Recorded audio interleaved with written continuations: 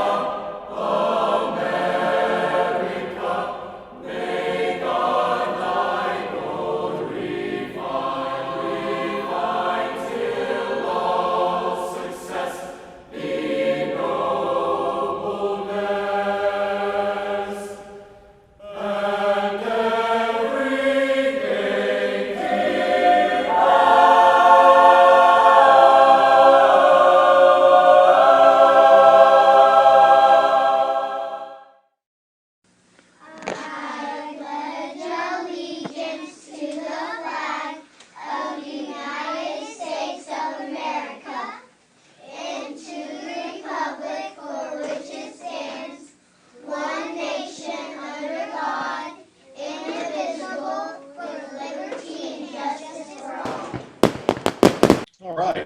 Back on. So thank you, Joe, for that. And I'd like to go ahead and turn it over. I believe we have Eric Spivey on today for our invocation. So welcome, Eric. Happy Tuesday, everyone. Would you pray with me? Dear Lord, today I recognize that we all are living in a time of interim. For the path that we took to get here has been washed out, and the way forward is still concealed from us. The old is not old enough to have died away, and the new is still too young to be born. And so into this interim, O Lord, we find ourselves so often uncertain, afraid, excited, energized, depressed. And so into these moments, O Lord, over the coming days and weeks and months, as the new is being formed in our businesses, in our families, and in our lives, I pray that you will give us patience to live into the uncertainty. I pray, oh Lord, that you will give us kindness as we care for those around us. I pray that we will give grace to those in our businesses and our families and ourselves as we struggle to find the way forward. And I pray, oh Lord, that in all of this, we will find the strength of this Rotary and Gainesville community as we allow the new to be born. We pray in your name. Amen. Amen. Thank you, Eric. All right, let's jump right in. As far as visiting Rotarians go, if I've missed anybody, I don't see anybody there in the chat, except we do have one. And always good to have Hugh Eubank, Wesley's brother, joining us today. And a really one of our one of our leads out there at the Wild Game Feast. He's last few years, Hugh's been out there, and we put him to work. So welcome, Hugh. All right, moving forward. So for a couple quick announcements today, if you do catch the meeting, you missed the noon hour, you can go right on YouTube and pull it up there. Joe will download the meeting. And then all you need to do is just go to info@rotarygainesville.org. Again, that's info@rotarygainesville.org. So you have a makeup. It's covered, so good stuff. All right, we have a craft talk today, so really looking forward to that. I'm going to let Jenny Van Hart, past president, introduce our craft talk for the day. Hey, good morning, everyone. Nisha came to Gainesville with her husband earlier this Rotary year. She is an engineer who heard about Rotary from a friend, reached out, and immediately started attending meetings. Even her time spent at different tables with questionable Rotarians did not sway her from joining our club. So I am proud to present Nisha, one of our new Rotarians, for her craft talk today. Hello, everyone. Thank you for giving me the opportunity to give this craft talk today. I'm Nisha Chopra, Jenny just said, and I kind of accidentally got to Rotary, and I would like to tell you a few things about myself so you know a little more. So my parents moved to Germany long, long ago from Afghanistan as refugees. So there we learned the value of helping others, and this was something I grew up with throughout my entire life because my dad was a doctor but could not practice in Germany, so we saw different social classes everywhere. Then I grew up there, and then I joined UNICEF at the age of 16. And this is also where I try to enjoy doing things for the community, not just donating money as people usually do, but honestly just getting your hands dirty and working on things and doing things, planning things, making a change. And I stayed with them for 4 years, and then I moved on to study process engineering, biotechnology in Aachen. And there I got into my scholarship called Femtech. And this is where I first heard of Rotary. This is where I met friends whose parents have been actively a part of Rotary, and also my friends, and they told me about it.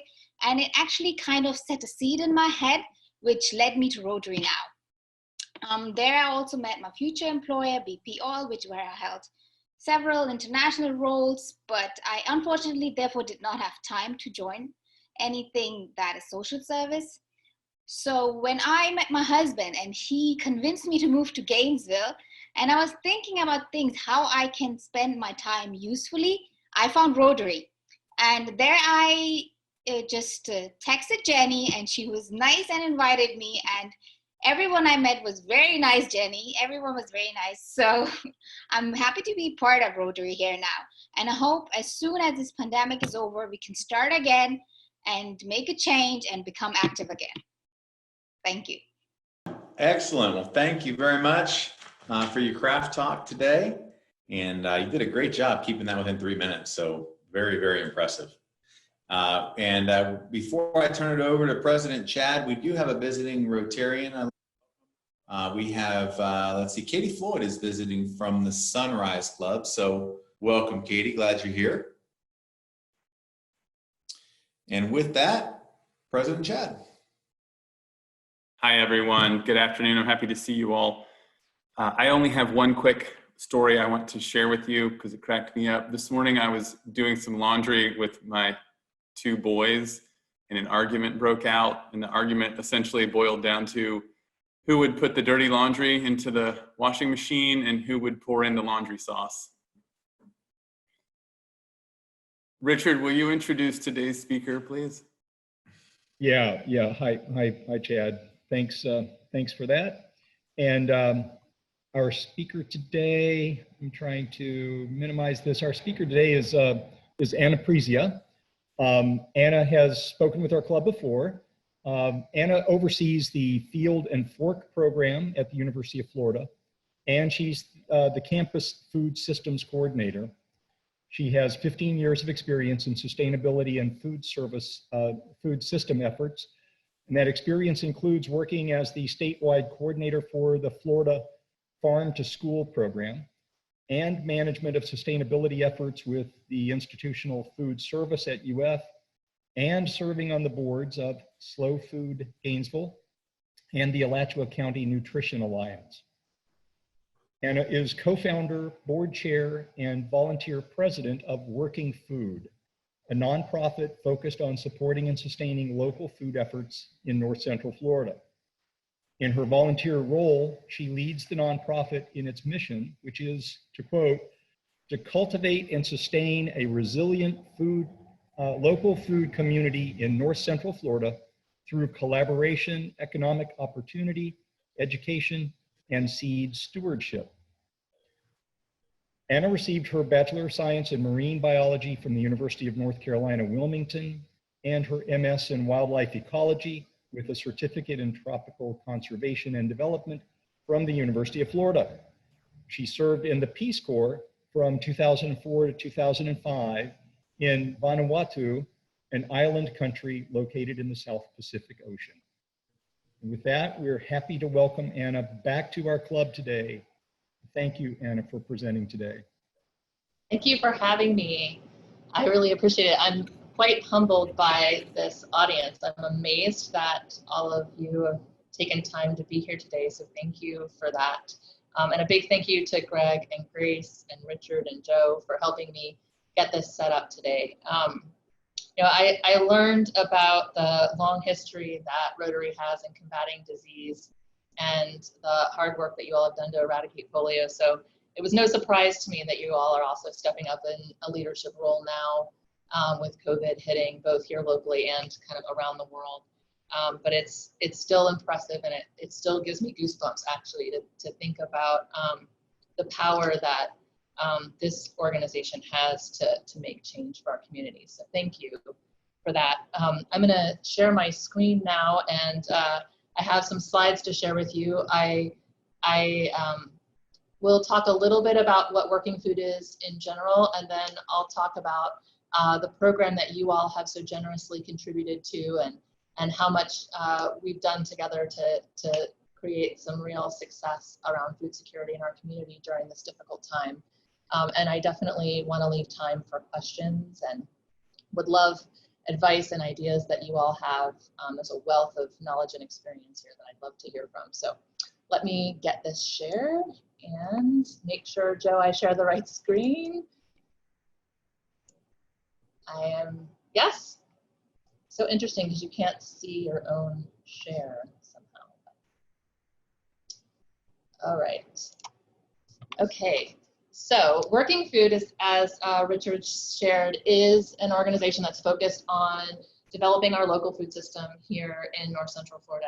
And our focus has largely been in the areas of education, seed stewardship, and entrepreneurship development here in our community up until COVID hit. So we, oh, I'm gonna have to advance this somehow. There we go.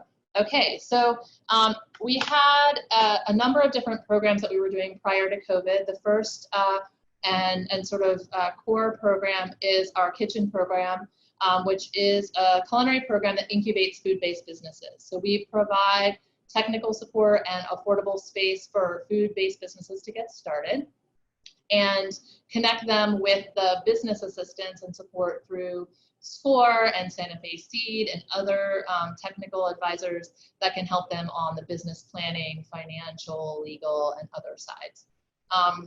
That is connected in many ways to our other programs, including our Youth Gardens program, which is an after-school gardens program.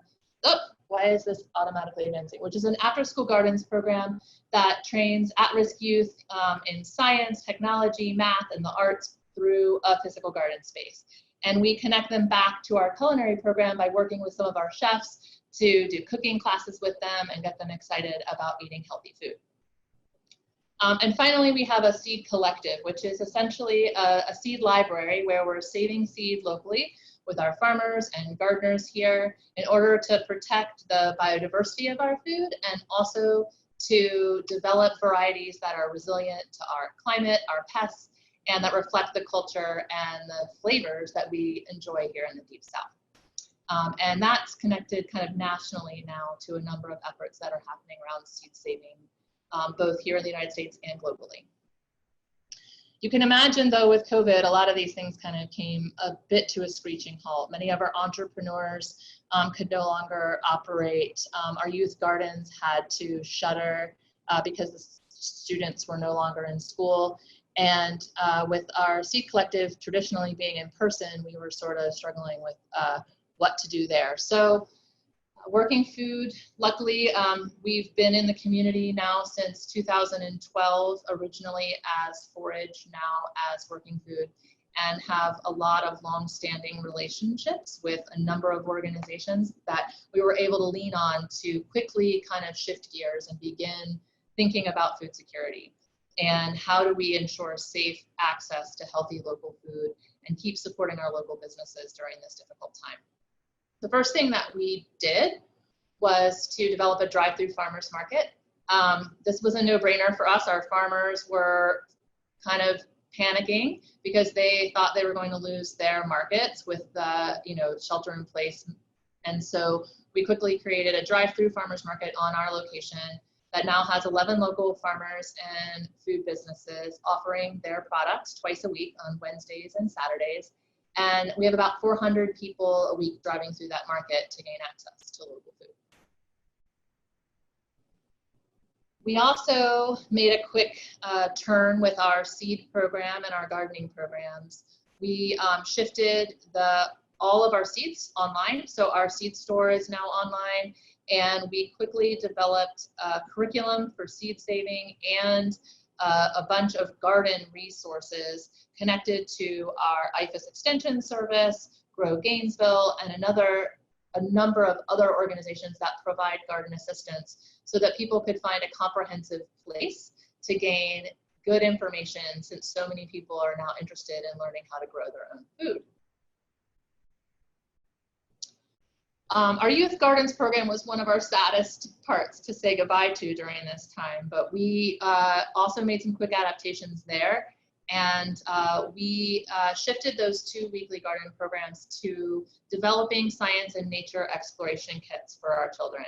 So our staff put together these kits and deliver them to all the students who've been a part of our program so that they could continue to learn and grow and explore from the safety of their homes. And then we developed the Working Food Relief Meal Program, which many of you are probably a bit more familiar with because you all have been such a big part of helping us get where we are. And for that, we're seriously grateful.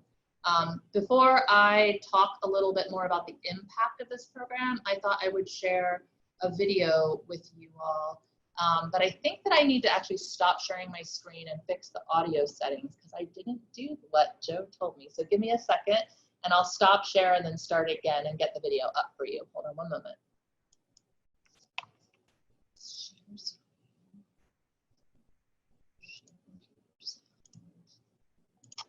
All right, let's see if this works.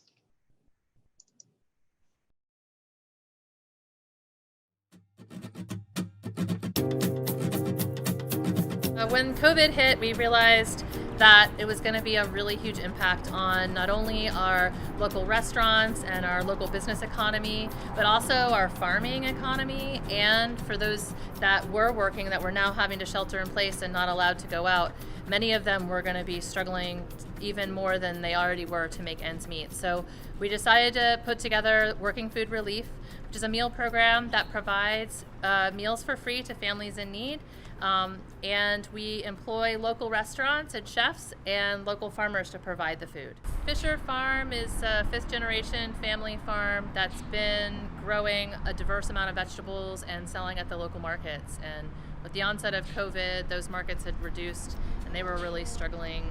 And then my whole family stays around in this little area.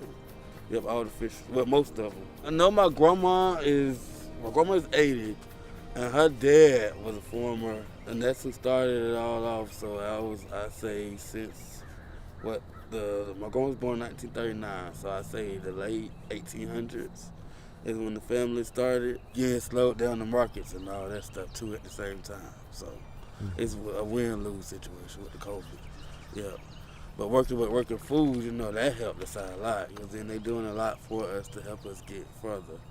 And that's helping us make money. So you know, anything I need from them, they help me with it. And I love them for that. The real pleasure is when you produce something that people enjoy. We're allowed to transform that into feeding the people that need in the community, because there's a lot of them. This is a struggle that's gone on now for weeks, and I think it's not going to end tomorrow. And so our commitment is to the people who have supported us forever and those who really need it. I think they look pretty good. Basically, today is our packaging day. We manufacture all of our products, and that's when our bulk cooking comes in. I have a team of 9 right now that comes in and helps me with this, which is great because we were down to just a couple of people. And this has enabled us to bring back 9 full-time people to make 1,000+ meals in a week. It enables us to create income for these people who have families, who have mortgages, who have car payments. This isn't fast food. This is really stuff that's produced from the earth, made with limited ingredients, in a fresh and delicious platform. We load up these carts with all of the packaged meals. And do they do that out back? Or Yep, right out back. 29 vanilla puddings, a little fresh fruit, vanilla wafers. These are desserts for our individual meals. Awesome. The majority of our community are senior citizens, and so when people started doing sheltering in place, our biggest concerns were the needs of those particular residents in our community, our senior citizens, those are over 65, those with the pre-existing conditions, and so we kind of just wanted to be a support for them. The food program is helpful. It's something that they needed anyway, and I think this was an opportunity to kind of bring that service to them and to look at how we can continue that as we move along through this crisis. I have these senior survival packages with bleach and gloves and stuff. And then also it helped a lot of the families as well, I think, because we got a lot of kids that are out of school, and this year they're going to be out for a long, extended period of time. And so it's helping the families to be able to afford to eat in a lot of places where they might be going a little bit lacking. So it's been a real good service for the families in our communities as well. The biggest challenge is the need is so great. And so as we move around community and neighbors begin to see their neighbors receiving, everybody is trying to ask us, how do they access these services, and they're so limited. So we have to turn a lot of folk away. One of the major successes was we got our community eating healthier, a little bit lighter, things that are a little bit different than our normal diets, and they like it. They like it. They've already renamed him Chef. They know about Chef. They haven't met him. Hopefully we'll be able to bring them together, but right now they call him Chef, and they like his food. And the other part of this program, we have a couple of people that are out of work because of COVID that we're able to pay to deliver for us. So we are paying about $20 an hour for them to help us take these meals. And so it's been an economic help to some of the families that are out of work as well. And I believe you're taking one of these. For $35, you can feed a family of 4 with a beautiful, nutritious meal made with local food. This project, Working Food Relief, is a great way to give back to your community. Not only are you getting to give money to those in need, but you're also helping our local economy by keeping our restaurants running and our farmers farming.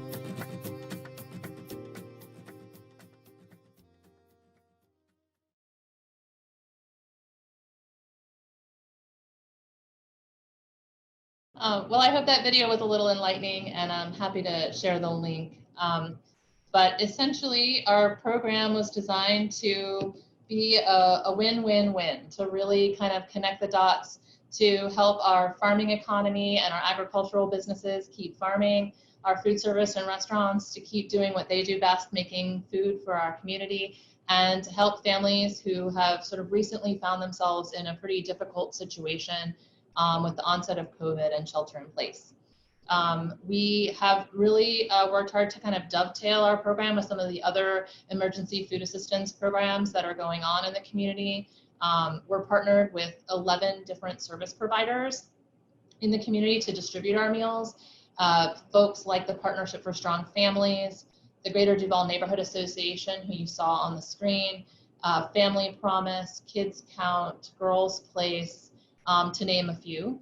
And many of those programs also support children. And so they've been working with the school food service program and their emergency food assistance to provide for the children, while our meals are able to provide for the adults and elders in those communities. So it's been a way to kind of fill in the gaps where other emergency food systems aren't coming in. The other thing that's unique about our program is that we're providing a hot prepared meal. And so the families get the opportunity to hopefully get to sit down together and enjoy that meal. The impact that we've had on the community is not just about numbers, although I'll share those with you as well. But for me, it's about it being more than just food. You know, we're providing business for our local farmers, our restaurant suppliers, the delivery personnel that are driving the food to our families. We're employing the chefs and the food service personnel to make the food and keep their businesses, providing kind of an economy of scale, if you will, that allows them to really stay open and operational, and adding their staff back on to their payroll. We're collaborating with those social service providers I mentioned then, and making sure that they can provide the services that they want to be able to provide for all of the clients that they serve. And we're also giving back an economic impact, because all of these businesses are paying for fuel and paying their utilities and their rent and cleaning and all of the things that go into making a business run, which all of you know better than I do even, what it takes to make a business operate. And so we're getting kind of the added benefit of that impact. This is our kind of snapshot of our investment impact so far. Thanks to Rotary's gift and our other amazing donors, we've had over 100 individual donors so far, and along with Rotary, the University of Florida, the City of Gainesville, the Guerin family, thank you Lisa and Peter, and many others have stepped up to really make this possible. But we've had over 8,900 meals served. In fact, at the end of this week, we'll be at over 10,000 meals served. We were at 7 staff hired. We just bumped to full-time staff hired. Bert is at 9, but 7 of those were, or 7 of the staff total were kind of a direct result of this program. We're at a $16 an hour average minimum wage. We have those 11 distribution partners that I mentioned. And we're estimating about $75,000 in added economic impact. And we're now moving into our next phase, where we'll be providing, we hope 1,600 meals per week. And our goal is to do that through August, when the University of Florida really kind of picks up again and begins operating in earnest, which we all know is a huge engine for our economy here locally. And we've learned a lot about efficiency through our pilot program. So we've been able to refine our meal costs by leveraging the economy of scale that we've got, and by leveraging the purchasing power from our local farms and from our restaurants. We're able now to reduce our costs down from $35 to feed a family of 4 to $30 to feed a family of 4. So we're really happy about that. That's kind of an overview of the program. I don't want to take up too much time talking, and I know that you probably have questions and a lot of great ideas and advice. So I'll just end by saying a huge thank you. This picture was taken prior to COVID, and this is some of the special needs adults that we work with in partnership with Grow Hub at our seed collective, where we grow the seeds and do gardening education and training for these adults. And they wanted to say thank you too.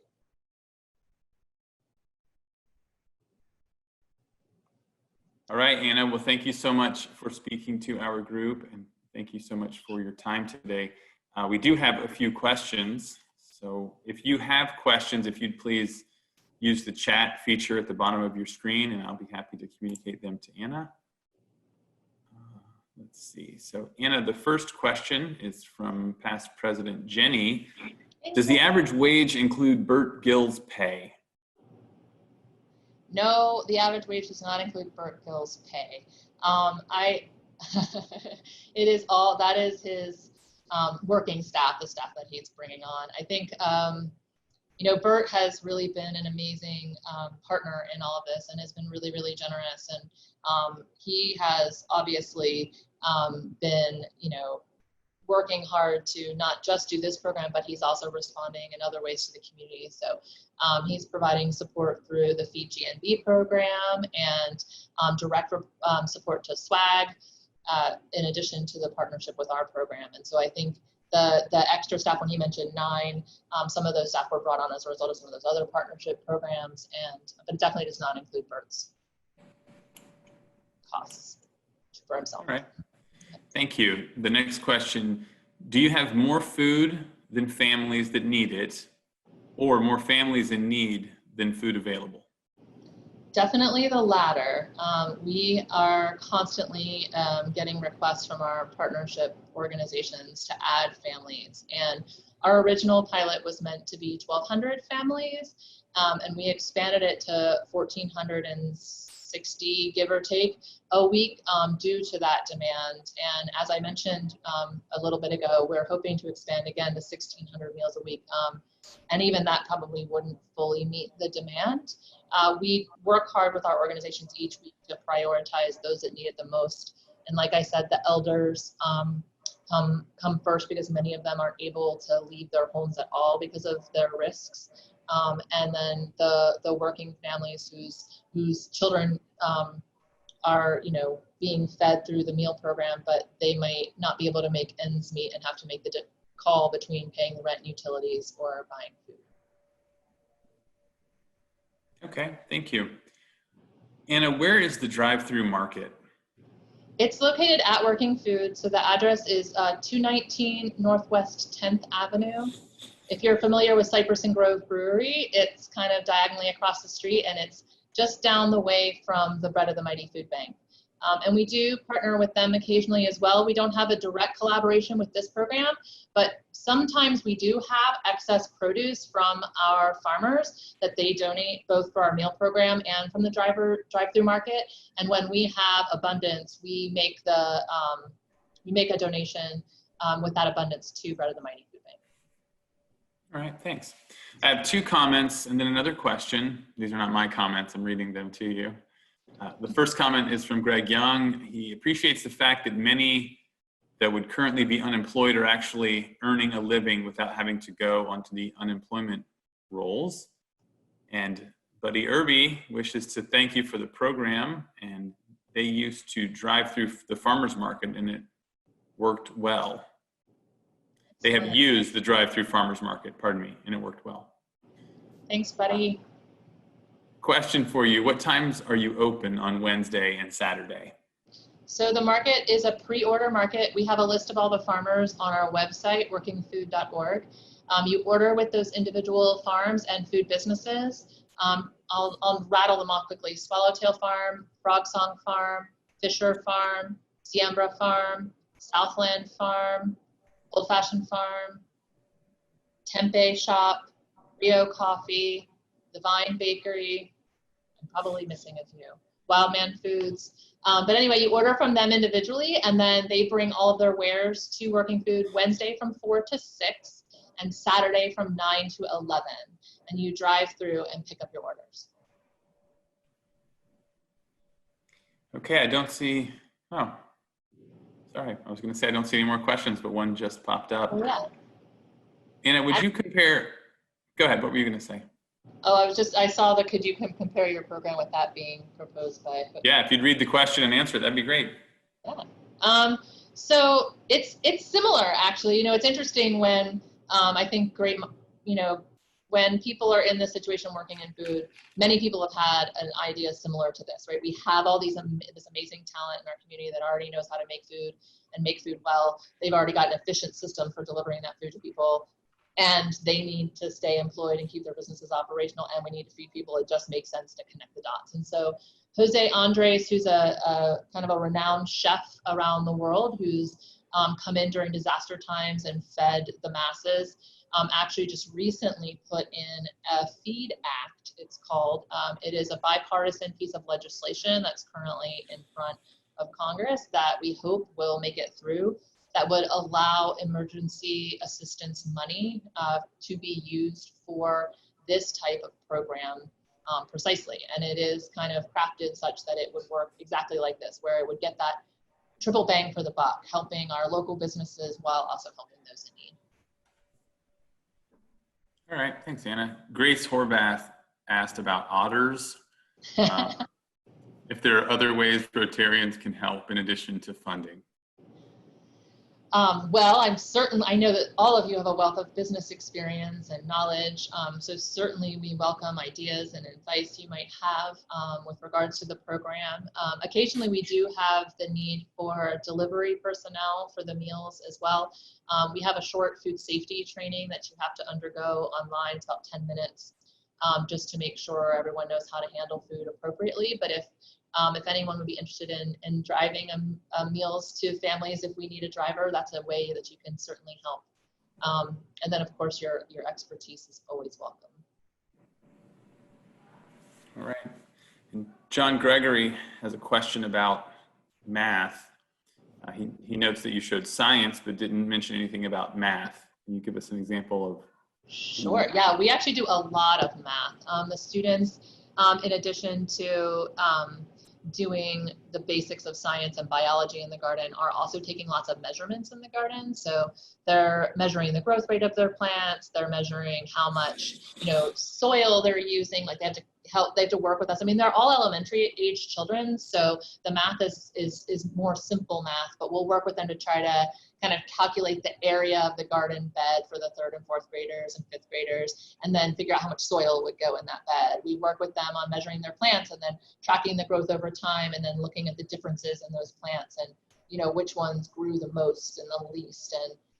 And so we try to incorporate math and like really, really basic statistics like averages and things like that with the students. Many of these children that we're working with really struggle with school, and many of them have pretty difficult literacy rates as well. So a lot of what we're doing is trying to, not necessarily teach them 100%, but try to get them excited about learning and try to get them to see the benefits and the applications of the stuff they're learning in school, which makes them more excited and more likely to want to gain that knowledge and that information. All right, great. Any other questions?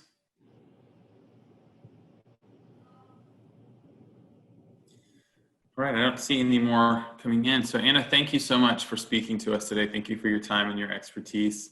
Absolutely. Thank you so much for having me. I really appreciate it. We're going to make a donation to inoculate 100 children from the polio virus, and we'll make that in your name as a thank you to you. Thank you. That's amazing. Yeah, it's a really amazing program. Richard, would you tell us a bit more about next week's speaker, please? Yeah, sure. And I just want to echo that. And if you get a chance to look at all the chats, Anna, you'll see all the amazing thank yous and accolades that we're going back and forth in the chat room from our members. It's really an amazing program, and it serves so many people in so many ways in the community. So thank you very much on behalf of our club for everything that you've done to get this started and to adapt to the current circumstances. So next week, our speaker is going to be King Alexander. Tom Collette has been kind enough to arrange this for us. King Alexander is the former president of LSU, was the longtime president of LSU. And in December of last year, he announced that he would be leaving LSU to take over the presidency of Oregon State University, starting in July of this year. He was born in Kentucky, but he was raised in Gainesville. His mother, Ruth, was an activist for women in collegiate sports and was inducted into the Florida Women's Hall of Fame. Both his father and his brothers played collegiate football. Again, Tom Collette has arranged this for us. I'm grateful for that. He'll speak with us next week, and it should be a great program. So please tune in. Thanks. All right. Thank you, Richard. And thank you, Anna. Sure thing. All right. Our meeting is adjourned. Thank you all. Have a great week.